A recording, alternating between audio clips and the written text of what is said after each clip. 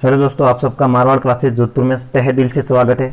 तो आज जो हम टॉपिक लेकर के आए हैं राज्य की व्यवस्थापिका कार्यपालिका एवं न्यायपालिका भाग 2, यानी कि पास भाग फर्स्ट हमने कवर कर लिया है। अगर आप भाग फर्स्ट आप देखना चाहते हैं तो उसकी लिंक डिस्क्रिप्शन में दी गई है, वहाँ से आप देख सकते हो।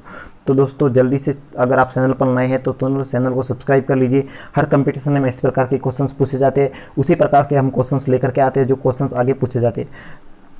डायरेक्ट आपको आंसर मिल रहा है, आपके दिमाग में बैठ जाएगा कि आंसर क्या है। तो दोस्तों ध्यान से प्रश्नों को मैं पढ़ रहा हूँ, आप आंसर दे रहा हूँ, तो आप ध्यान से देखना दोस्तों, वीडियो को पूरा देखना, तो कि आपको जितने भी क्वेश्चन है वो पूरे समझ में आ जाए और कंपटीशन में कोई भी क्वेश्चन ना छूटे।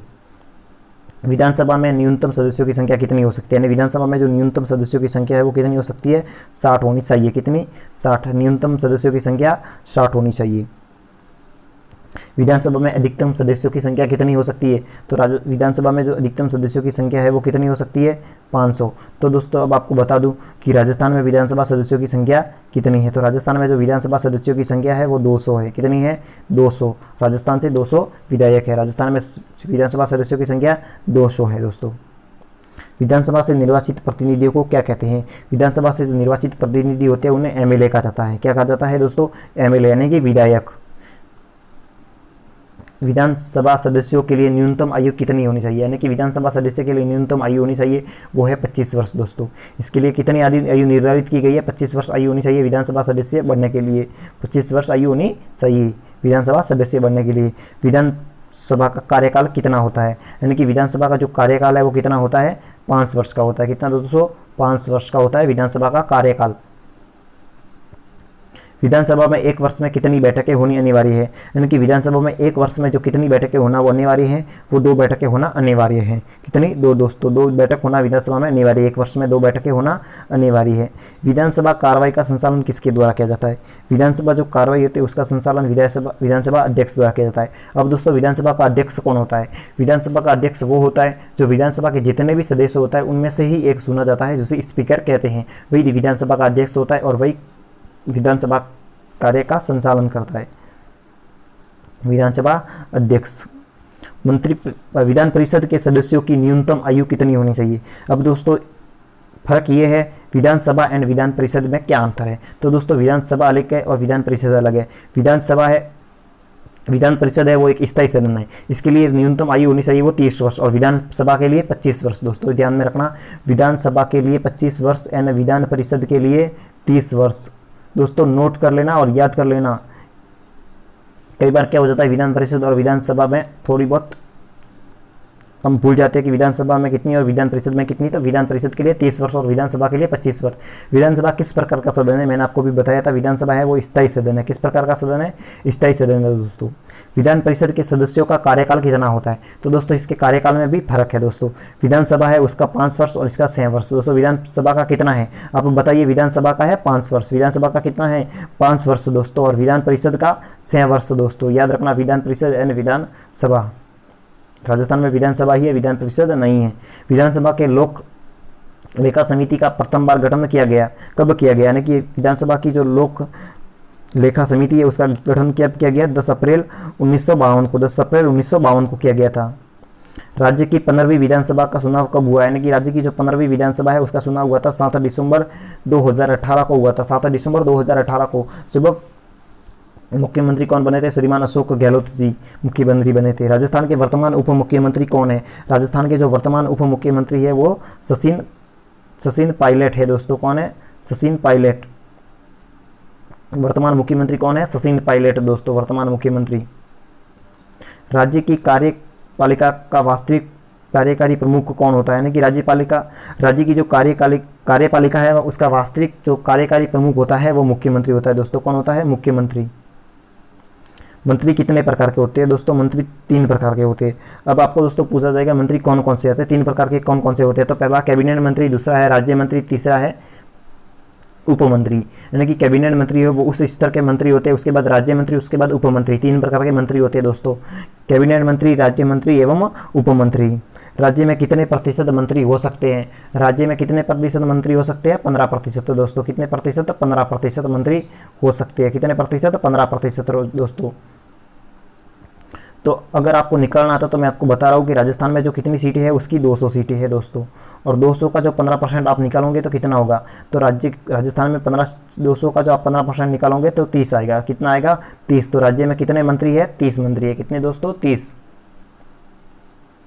मुख्यमंत्री की नियुक्ति कौन करता है, मुख्यमंत्री की नियुक्ति है वो राज्यपाल करता है। कौन करता है, राज्यपाल करता है। मुख्यमंत्री की नियुक्ति कौन करता है दोस्तों, राज्यपाल करता है। मुख्यमंत्री की नियुक्ति कौन करता है, राज्यपाल दोस्तों। राज्यपाल किससे मुख्यमंत्री नियुक्त करता है, यानी कि राज्यपाल जो मुख्यमंत्री नियुक्त करता है वो किसे करता है, यानी कि जो बहुमत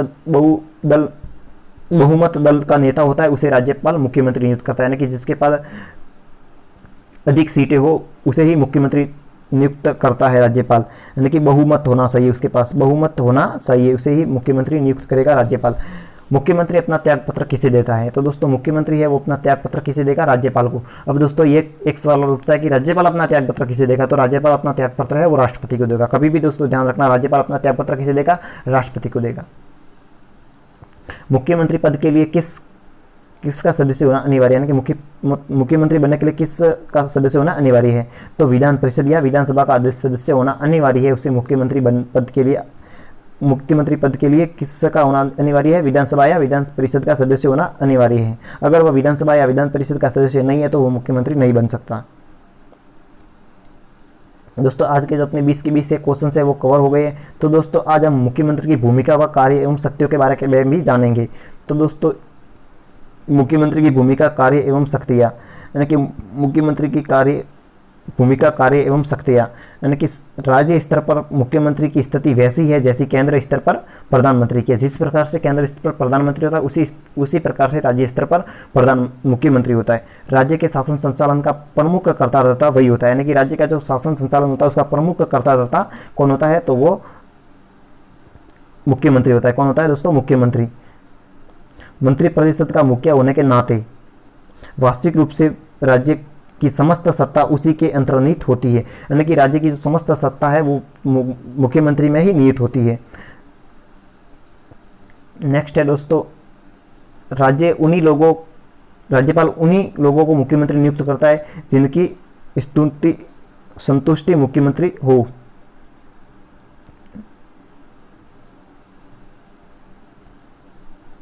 यानी कि राज्यपाल उन्हीं लोगों को मुख्यमंत्री नियुक्त करेगा जिसकी संतुष्टि मुख्यमंत्री ने की हो, यानी कि मुख्यमंत्री के द्वारा कहने पर ही राज्यपाल मंत्रियों की नियुक्ति करता है कि किसे मंत्री बनना है और किसे नहीं बनना है वो मुख्यमंत्री ही कहेगा। उसी के आधार पर राज्यपाल है वो मंत्री नियुक्त करेगा। वह मंत्रियों के विभाग का वितरण एवं फेरबदल करता है, यानी कि अगर मुख्यमंत्री चाहे तो उसके विभागों का वितरण व फेरबदल भी कर सकता है। सब कुछ मुख्यमंत्री के हाथ में ही होता है। नाम मात्र का जो राज्यपाल होता है और वास्तविक कार्यकारी होता है वह मुख्यमंत्री होता है। मतभेद होने पर किसी भी मंत्री से त्यागपत्र देने के लिए कह सकता है, यानी कि मुख्यमंत्री है वो किसी भी मंत्री से त्यागपत्र देने के लिए कह सकता है कि तू त्यागपत्र दे दे। उसके लिए किसी भी प्रकार का मतभेद होने पर मुख्यमंत्री कह सकता है कि किसी मंत्री को कह सकता है कि त्यागपत्र देने के लिए कह सकता है। वह मंत्रिपरिषद की बैठक की अध्यक्षता व उसका संचालन भी करता है, यानी कि मंत्रिपरिषद की बैठक की संचालन व अध्यक्षता भी मुख्यमंत्री ही करता है। वह बैठकों के समय, स्थान व मुद्दों पर भी निर्णय करता है, यानी कि बैठकों का समय, स्थान क्या निर्णय भी मुख्यमंत्री ही करता है। बैठकों के निर्णय की घोषणा प्राय वही करता है, यानी कि बैठकों की जो निर्णय की घोषणा है वह भी मुख्यमंत्री ही करता है दोस्तों। वह पद को त्यागपत्र देकर मंत्रिपरिषद का विघटन कर सकता है, यानी कि अगर मुख्यमंत्री चाहे तो त्यागपत्र देकर मंत्रिपरिषद का विघटन कर सकता है। और मुख्यमंत्री के त्यागपत्र देने पर, हटाए जाने पर संपूर्ण मंत्रिमंडल विघटन हो जाएगा। अगर मुख्यमंत्री चाहे कि वह अगर त्यागपत्र देगा तो अपने आप जो संपूर्ण मंत्रिमंडल है वो विघटित हो जाएगा, परंतु किसी अन्य मंत्री के हट जाने पर ऐसा नहीं होता है, कि किसी अन्य मंत्री के त्यागपत्र देने पर किसी प्रकार का कोई प्रभाव नहीं पड़ता है मंत्रिपरिषद पर, मंत्रिमंडल पर किसी भी प्रकार का कोई प्रभाव नहीं पड़ेगा। अगर मुख्यमंत्री ही त्यागपत्र देगा तो सभी प्रभाव पड़ेगा दोस्तों, मंत्रिपरिषद है वो विघटित हो जाएगी दोस्तों। उम्मीद करते हैं आपको ये वीडियो अच्छा लगा होगा दोस्तों। अगर आपको अच्छा लगा तो लाइक कर लीजिए एंड दोस्तों के साथ शेयर कर लीजिए। आप इस चैनल पर नए हैं तो तुरंत सब्सक्राइब कर लीजिए, क्योंकि दोस्तों इस चैनल के माध्यम से आपकी पूरी तैयारी करवाई जाएगी दोस्तों। धन्यवाद, आज के लिए इतना ही। आगे मिलती है नेक्स्ट वीडियो।